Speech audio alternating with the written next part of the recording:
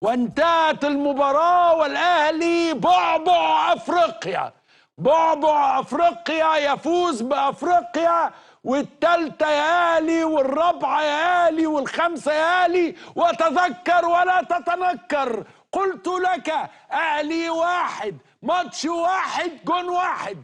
تذكر ولا تتنكر. للأسف يا سادة أنا وشي حلو دايما على أهلي، مش عارف ليه، مش عارف الحكاية دي جاية منين. إنما أنا قلت لك تذكر ولا تتنكر، لأنه ناس كتير كتبت. قلت لكم الفرقة ديت بقالها 15 واضحة اهي، مرة ما اتغلبتش. 14 انتصار وتعادل، وده ال 16 التعادل الثاني من ال 16 ماتش. يفوز النادي الاهلي ضد الجمهور القوي العنيف اللي كان بيرمي شماريخ.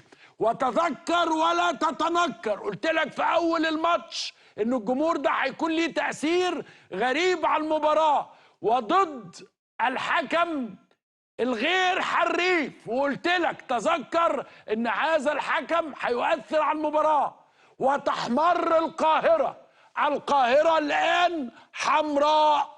طبعا انتوا عارفين ان جمهور الاهلي في مصر اقلية، ورغم ذلك في ناس كتير بتجامل في الشوارع. وليلة حمراء حتى الصباح كان الاهلي في اشد الاحتياج لبطولة افريقية. الاهلي كان عنده شيء غير الدوري، غير الكاس. الاهلي كان في دماغه يا جماعة يبقى احسن ناس في افريقيا.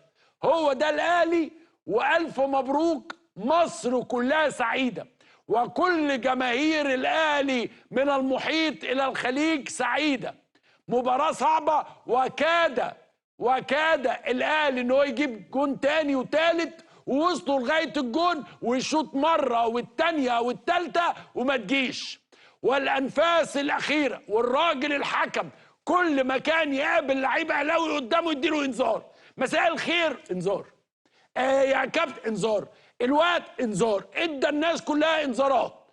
ولكن يفوز الاهلي وياخذ الاميره الافريقيه في احضانه الليله ليكون فائزا بهذه البطوله العظيمه. الاهلي كان يلعب تحت ضغط. انا رايي انه ضغط الجمهور المغربي كان اقل من ضغط الجمهور الاهلاوي من المحيط الى الخليج، اللي كان طالب من الاهلي ان يحرز هذه البطوله. الف مبروك للاهلي. تذكر ولا تتنكر، قلت لك اهلي واحد، ماتش واحد، جون واحد، وبالظبط